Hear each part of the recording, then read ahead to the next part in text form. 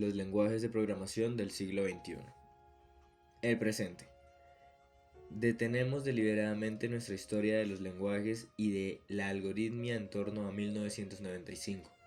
Lo hacemos así porque hemos preferido tener una perspectiva de al menos 10 años sobre los acontecimientos relatados. De este modo, podemos saber qué ideas tuvieron importancia y cuáles no, en función de su impacto posterior y de su perduración en el tiempo. En los 10 años que van desde 1995 hasta el presente, se han producido y se siguen produciendo innumerables desarrollos, pero es pronto aún para saber cuáles de ellos tendrán un impacto significativo en el futuro y cuáles no. Su historia podrá ser relatada mejor en 2015 o después. En cambio, sí podemos describir con cierta precisión la situación actual tanto en el ámbito de la práctica de la programación, en los entornos industriales, como en el ámbito de la universidad y la investigación. La práctica industrial. Los ordenadores se han extendido a todos los aspectos de la vida moderna y no es nuestro propósito realizar un recuento detallado de sus aplicaciones. Desde el punto de vista de esta historia nos interesa sobre todo señalar el tipo de herramientas que se usan en el desarrollo de esas aplicaciones. En ese sentido, podemos decir que el predominio del paradigma imperativo, especialmente en su versión orientada a objetos, es muy evidente. Probablemente el lenguaje más utilizado continúe siendo C++, al igual que este lenguaje sustituyó en muchos lugares a C, que fue el lenguaje predominante en los 80. Él a su vez está siendo rápidamente desplazado por Java. Este último mayoritario en las aplicaciones relacionadas con Internet, como son el comercio electrónico y las realizadas por las empresas suministradoras de servicios web. Como ya hemos dicho en la sección 7.5, el lenguaje ADA se utiliza sobre todo en ámbitos militares y en las compañías que desarrollan productos para estos. Durante unos años se pensó que iba a difundirse más ampliamente y se enseñaba en las universidades a partir de segundo curso. En su momento era el lenguaje que mejor representaba el estado del arte de la programación. En la actualidad este papel ha pasado a tenerlo Java. Las versiones modernas de Fortran son muy apreciadas en las aplicaciones de la programación matemática. Véase la sección 5.4.1. Quizás porque las primeras librerías para programación lineal se escribieron en este lenguaje. La programación lineal es una de las herramientas más empleadas por empresas que tienen importantes necesidades de optimización y planificación de recursos, tales como las dedicadas al transporte en todas sus modalidades, ferrocarril, carretera, mar y aire, las que gestionan la red eléctrica, las empresas de telecomunicaciones, etc.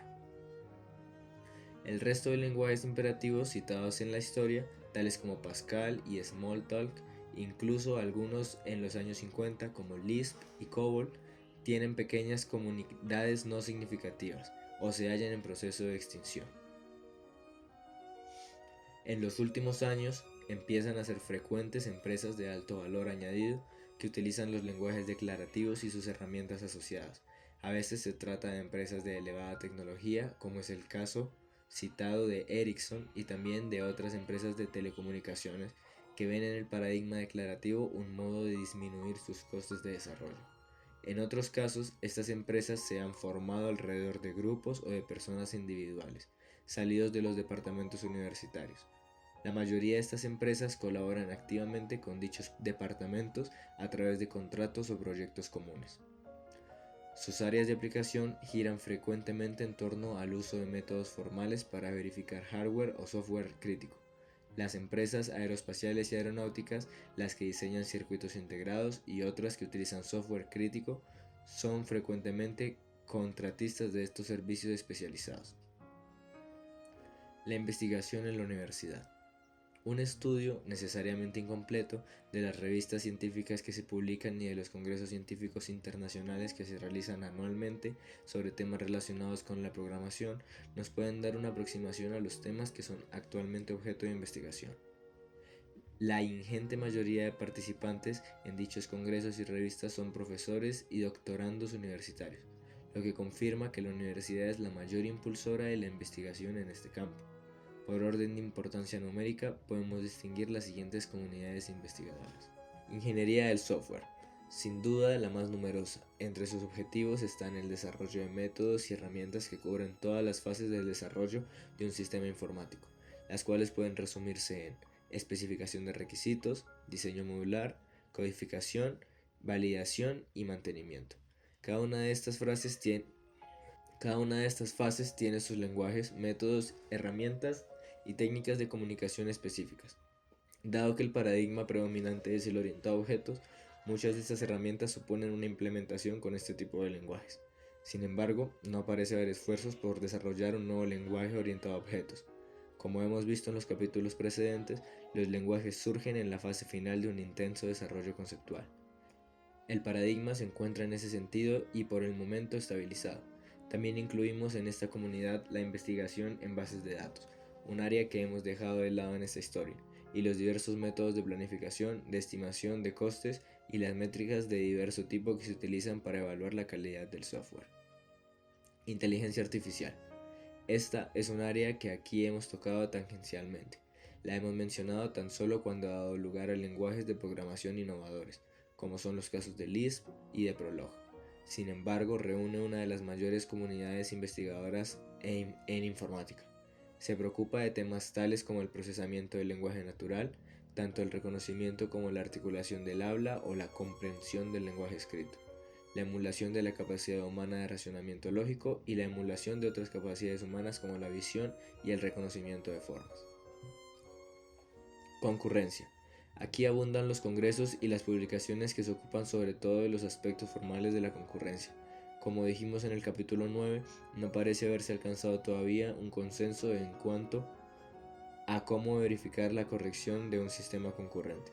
Y sin embargo, la necesidad de contar con protocolos de comunicación, sistemas telefónicos y muchos otros sistemas concurrentes que sean fiables es muy acuciante en este siglo XXI, dominado por las comunicaciones. El cálculo distribuido a través de la red y un fenómeno relativamente nuevo como ese de la movilidad, tanto de las máquinas como del software. Piénsese en los ordenadores portátiles, en la telefonía móvil o en los programas que viajan por la red, donde se establecen conexiones de comunicación que cambian a lo largo del tiempo. Añaden todavía más dificultad al problema. Métodos formales. Además de en métodos formales específicos para la concurrencia, se investigan métodos formales relacionados con diversos aspectos de la programación y de los lenguajes. Algunos de estos aspectos son los lenguajes formales de especificación, los demostradores de teoremas, la semántica formal de los lenguajes de programación, las distintas lógicas asociadas al razonamiento sobre los problemas, las técnicas de verificación, las transformaciones de programas que preservan la corrección, el diseño de nuevos lenguajes y algoritmos y todos los aspectos relacionados con la computabilidad y la complejidad de los problemas. Véanse los capítulos 3 y 4. Un área emergente es la llamada código con demostración asociada. Se trata de generar manual o semiautomáticamente una demostración de que un programa cumple ciertas propiedades. El programa podría ser obtenido de la red junto con su demostración asociada y un verificador independiente situado en el receptor. Comprobaría que la demostración es correcta. De este modo, el receptor se asegura de que el programa importado no va a hacer nada malo en su máquina. Paradigmas declarativos. A nivel internacional existen comunidades relativamente amplias dedicadas tanto a la programación lógica como a la funcional. En los últimos 10 años se ha trabajado mucho en la integración de ambos paradigmas en uno solo. Existen bastantes propuestas de lenguajes lógico-funcionales, algunos de los cuales incorporan además resolutores de restricciones y orientación a objetos. España, en particular las universidades Politécnica de Madrid, Complutense de Madrid y Politécnica de Valencia, es bastante activa en este campo. También se sigue investigando en la incorporación del paralelismo y la concurrencia. Una línea prometedora dentro de la programación funcional es la llamada programación genérica, que supone un paso más allá del polimorfismo y del orden superior. Trata de generar a partir de una misma definición genérica funciones aparentemente tan distintas como por ejemplo las que calculan la longitud de una lista y el cardinal de un árbol. Una librería de funciones genéricas liberaría al programador de tener que definir multitud de funciones particulares. Aunque ambos paradigmas han madurado bastante, todavía queda la margen para la evolución, en especial en los sistemas de tipos. Tecnología de compilación. La investigación en técnicas de construcción de compiladores es muy vigorosa. Una parte de ella se dedica a mejorar la eficiencia del código producido y aprovechar lo mejor posible las ventajas que ofrece el hardware en los nuevos computadores. Otra parte se dirige a la incorporación, cada vez con mayor frecuencia, de análisis de los programas en tiempo de compilación. Una clase de análisis va encaminada a detectar situaciones particulares en las que el código generado pueda mejorarse con respecto al caso general. Otra clase de análisis de más amplio alcance va dirigida a detectar y en su caso a garantizar que los programas cumplen ciertas propiedades de corrección. Por ejemplo, en ciertos lenguajes y para algunos programas escritos en ellos es posible comprobar mediante análisis que dichos programas terminan. Ello extiende el ámbito de los compiladores en el sentido de que, además de la tarea de traducción, pasarían a tener responsabilidad en la verificación de los programas. También es competencia de esta comunidad, compartida con la de métodos formales, el diseño de nuevos sistemas de tipos y de sus algoritmos de inferencia o de comprobación y el diseño de máquinas abstractas. Hay muchas otras comunidades investigadoras que no hemos mencionado, bien por ser menos numerosas, bien por trabajar sobre temas muy alejados de los que hemos tratado en esta historia. En las primeras se encuentra, por ejemplo, la dedicada a la programación paralela, cuyo objetivo es producir algoritmos y lenguajes que permitan extraer el máximo rendimiento de computadores formados por cientos o miles de procesadores. Otra más es la dedicada al paradigma cuántico. Se trata de una familia de lenguajes de programación que suponen la existencia de computadores que son capaces de explotar el indeterminismo de la mecánica cuántica. Si existieran tales computadores, algunos problemas NP completos pasarían a tener algoritmos polinómicos. El problema es que aún no se han construido tales máquinas ni se sabe si será posible construirlas en un futuro. Entre las segundas se encuentran, por ejemplo, los grupos de investigación sobre criptografía y seguridad en la red, los que se dedican a la informática gráfica, a los algoritmos numéricos, a las interfaces entre los humanos y los computadores, y muchos otros cuya lista completa sería demasiado larga. ¿Hacia dónde vamos? Para poder hacer una predicción mínimamente fiable del tipo de desarrollo que pueden producirse en el horizonte a medio plazo, conviene detenerse a resumir las principales aportaciones que se han mencionado en este libro y tratar de extrapolar las tendencias que se observan en ellas. Podemos clasificar dichas aportaciones del modo siguiente. Mejoras sintácticas de los lenguajes. En este aspecto, se ha pasado de lenguajes con formato fijo como Fortran a lenguajes con formato libre a partir de ALGOL 60, terminando con la utilización del sangrado del texto en los lenguajes funcionales para expresar la estructura sintáctica del programa. El ajuste de patrones y el estilo ecuacional pueden verse también como una evolución sintáctica para expresar la elección entre varias alternativas de un modo más abstracto. Mejoras en cuanto a la modularidad. Se ha pasado de lenguajes con uno o dos ámbitos a lenguajes con estructura de bloques y ámbitos anidados a partir de ALGOL 60, seguidos del posterior ocultamiento de la representación en los tipos abstractos y en las clases, y culminando en el mecanismo de la herencia para reutilizar el código de las clases ya definidas. Sistemas de tipos. Aquí la evolución ha ido desde la ausencia o la poca disciplina de tipos de los primeros lenguajes a lenguajes con disciplina y con declaración explícita de tipos, pasando después a lenguajes con sobrecarga, a lenguajes con herencia y a lenguajes polimórficos con inferencia automática. La herencia es también una variedad de polimorfismo, ya que una operación de una clase se puede aplicar a los objetos de todas sus subclases. La genericidad de Ada y C++ es también una consecuencia de la evolución de los sistemas de tipos. Mecanismos de evaluación. Aquí aparecen las posibilidades de evaluación secuencial, concurrente y paralela, la distinción entre la evaluación impaciente y la perezosa de los lenguajes funcionales y la evaluación mediante pasos de resolución de los lenguajes lógicos. Las tendencias parecen claras en este resumen. Por un lado, la evolución ha ido en el sentido de un creciente nivel de abstracción de los lenguajes, por otro, en el de aumentar la modularidad y la protección proporcionada por los lenguajes a las declaraciones consideradas privadas, finalmente en el de crear sistemas de tipos más generales que fomentan la construcción de componentes genéricos reutilizables. En cierto modo, una evolución similar tuvo lugar en una época muy temprana en el hardware. Sus ingenieros fueron capaces de distinguir entre el comportamiento visible de un círculo integrado, expresable en términos de sus conectores externos y del conjunto de señales que circulan por ellos, y la implementación interna de los mismos, inaccesible a sus usuarios y hasta cierto punto irrelevante para ellos.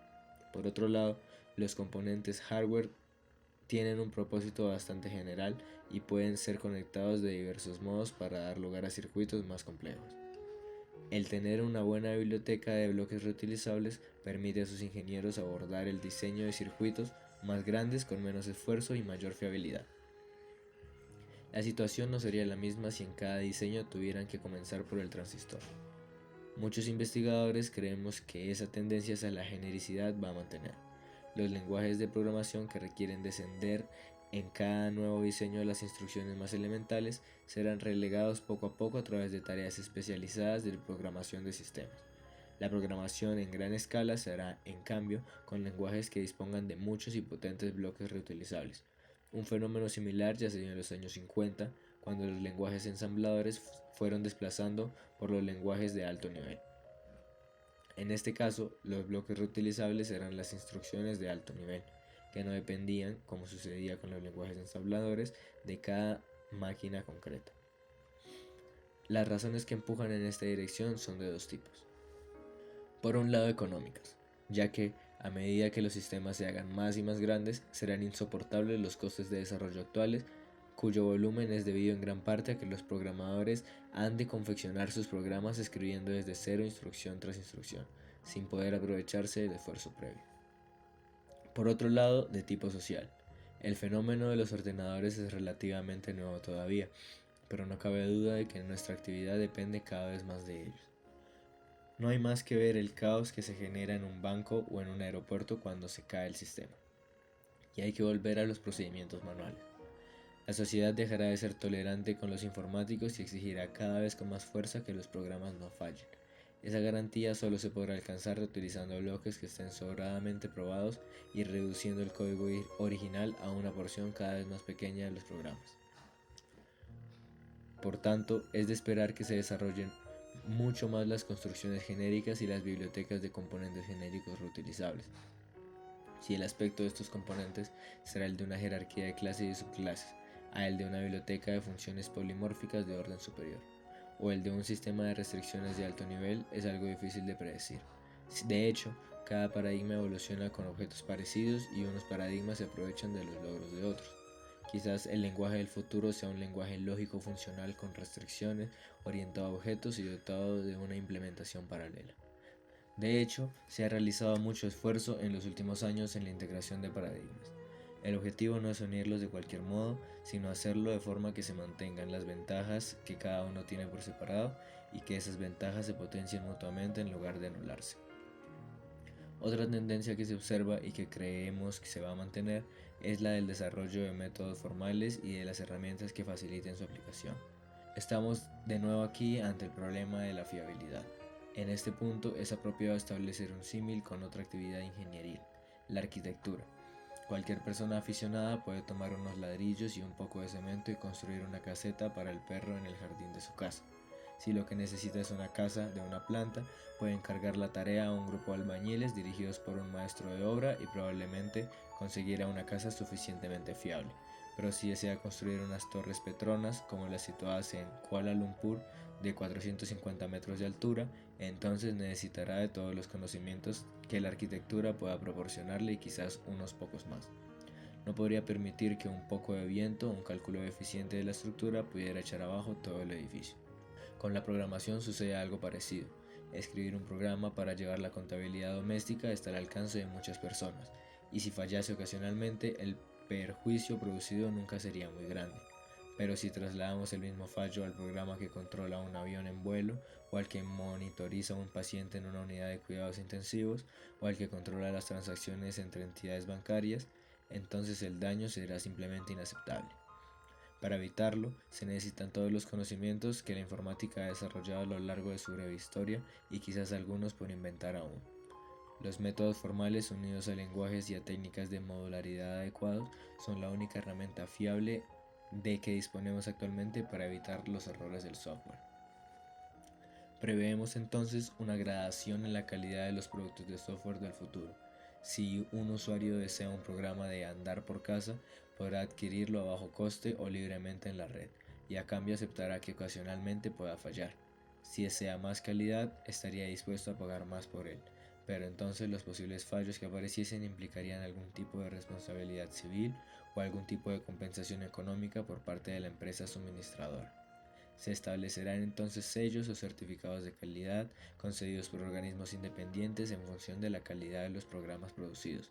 Dichos organismos auditarían los métodos empleados por dichas empresas y la cualificación de su personal, a fin de evaluar dicha calidad. En caso de necesitarse fiabilidad absoluta, se podría requerir a la empresa suministradora del programa que aporte demostraciones formales de la corrección de las partes críticas. Dichas demostraciones serán comprobadas, seguramente de forma automática, por empresas u organismos independientes creados al efecto. En este escenario competitivo triunfarán aquellas empresas que empleen los mejores métodos existentes al menor coste posible. Finalmente, también prevemos que los futuros compiladores jugarán un papel crucial.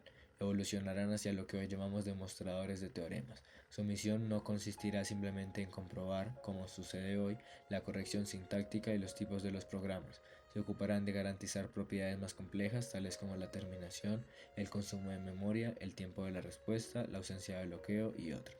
Es probable que, para facilitar el análisis de estas propiedades, los programas hayan de ser escritos en notaciones más restrictivas que las actuales o exigir del programador ciertas anotaciones que sirvan de guía al compilador. Ello nunca sería un inconveniente grave, ya que los programadores estaríamos dispuestos a trabajar más a cambio de obtener garantías de corrección. La corrección será así una propiedad establecida a medias entre el programador y el compilador.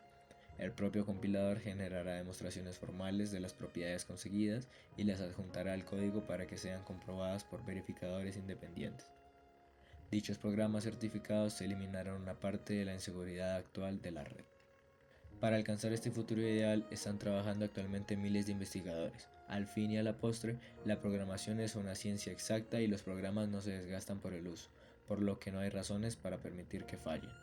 Constan de simples afirmaciones lógicas elaboradas por la mente humana y se puede razonar sobre ellos igual que lo hacemos sobre los teoremas matemáticos. Si bien, y esto es lo que les hace tan difíciles de tratar, están formados por cientos de miles de líneas, con perseverancia seremos capaces de dominar cada vez mejor esta complejidad y alcanzar las cotas de calidad que la sociedad nos demanda.